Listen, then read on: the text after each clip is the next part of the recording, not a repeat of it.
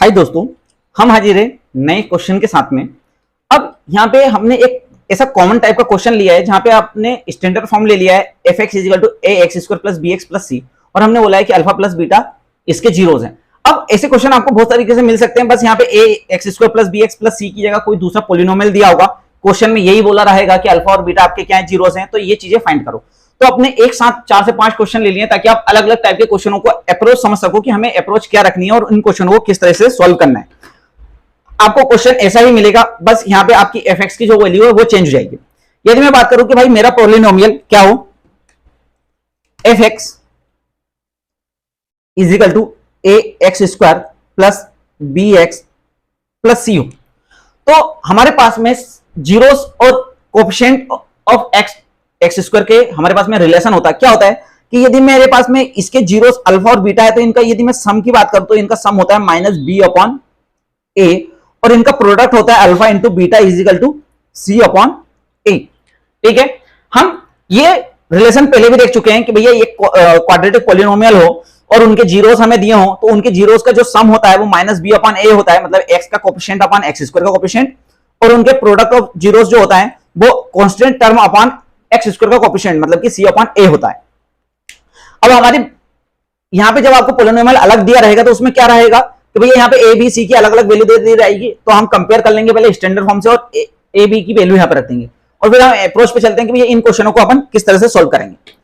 जैसे हम बात करें कि सबसे पहला क्वेश्चन हम लेते हैं कि हमारे पास में पहला क्वेश्चन है कि भैया हमें फाइंड करने को बोला है अल्फा प्लस बीटा का whole of square.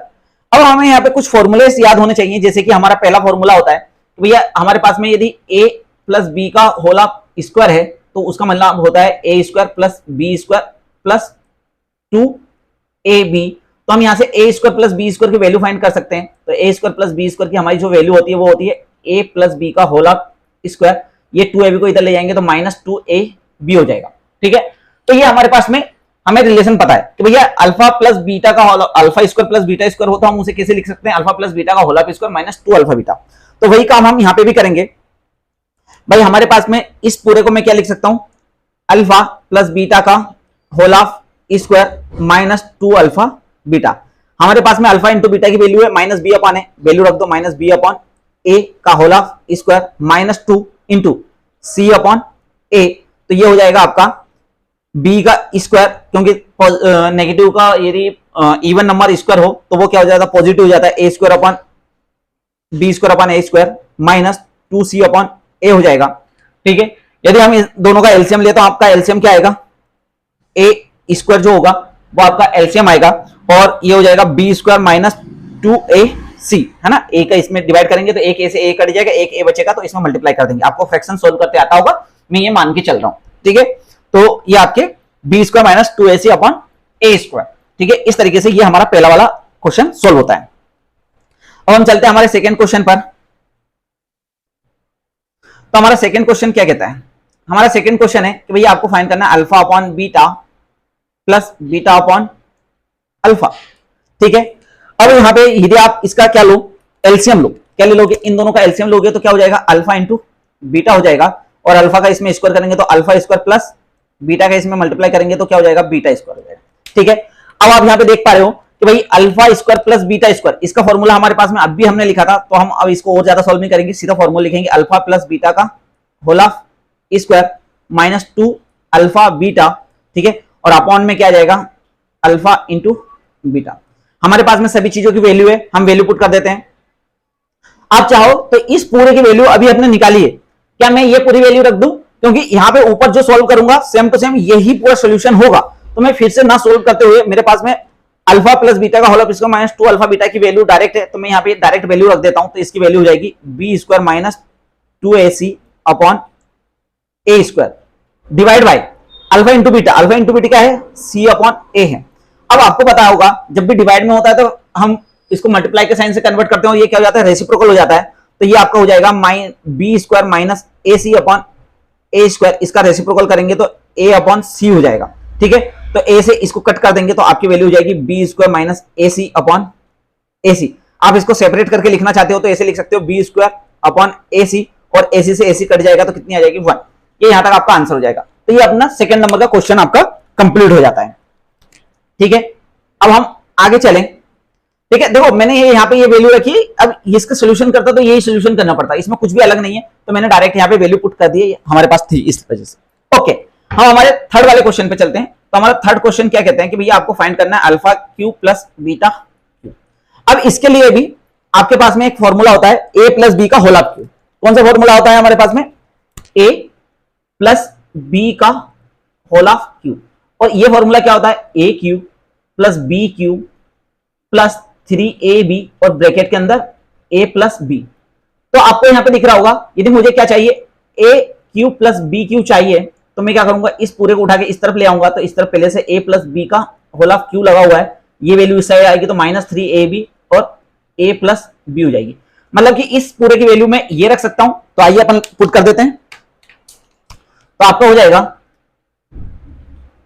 Alpha plus beta का whole of cube minus 3 alpha into beta alpha plus beta. आइए इनकी वैल्यू पुट कर देते हैं। तो हमारे पास में अल्फा प्लस बीटा की वैल्यू है, तो अल्फा प्लस बीटा की वैल्यू क्या है आपकी? -b/a है। तो -b/a का क्या कर देंगे हम? होल ऑफ क्यू कर देंगे, -3 into alpha into beta. Alpha into beta क्या है आपके पास में? c/a है, इंटू अल्फा इंटू बीटा आपके पास में कितना है? अल्फा इंटू बीटा आपके पास में है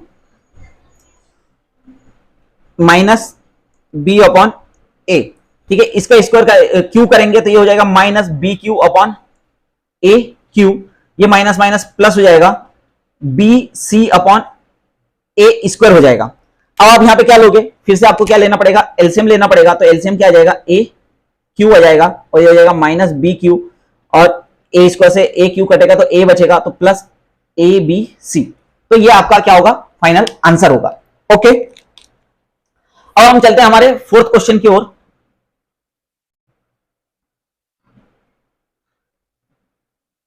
फोर्थ क्वेश्चन की ओर चलते हैं, जो कि हमें फोर्थ क्वेश्चन क्या बोल रहा है कि भैया 1/, alpha cube plus 1/, beta Q आपको क्या करना है?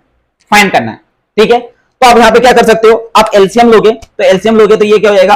Alpha cube plus alpha into beta Q, और क्रॉस में मल्टीप्लाई कर सकते हो beta Q plus alpha Q.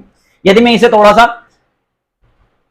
Compare करके लिखूं तो alpha cube plus beta Q upon alpha into beta का होल ऑफ क्यू, ठीक है, ये हो जाएगा।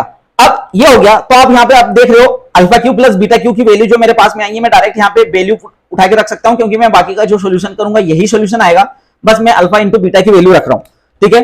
तो आप यहां पे देखें तो आपके पास में हो जाएगा alpha cube plus beta cube. तो अपन ये वैल्यू पुट कर देते हैं, -bq plus abc upon a cube upon alpha into beta. तो अल्फा इंटू बीटा की वैल्यू है c/a, तो c/a का होल ऑफ क्यू।